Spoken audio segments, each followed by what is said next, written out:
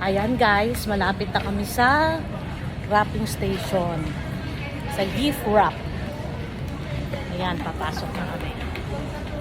Yung dalawa ayaw magpa-video ng nakaharap, hindi nakatalikod. Ayan, dito na kami. Ayan. Walang pila. Kami lang ang magpapabalot. Diba? Ayan. Wrapping station. Oops! Di ba dito pwede mamili, kuya?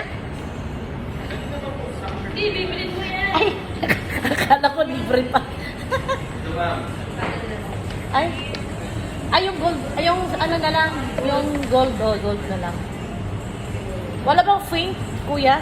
Yes, ma'am. Kulay pink? Ay, gold at saka blue daw. Yun lang daw ang choices. Blue and gold. Ayan.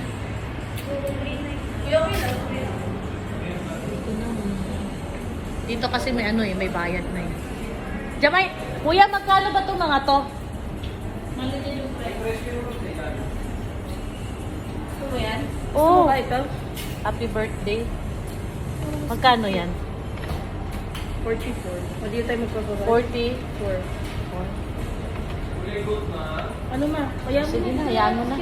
Oo, yan na lang. Sige, maganda din naman. Dito sana, pero ang mahal din. Ito lang ate pa. Almost 50. Ayun lang. Kaya mo na. Oh, sige, dyan na lang. Maganda naman eh. Ayan siya, guys. Dati yung balik. Binabalot na ni Kuya. Na? May baliktaran dati. Tapos may parang may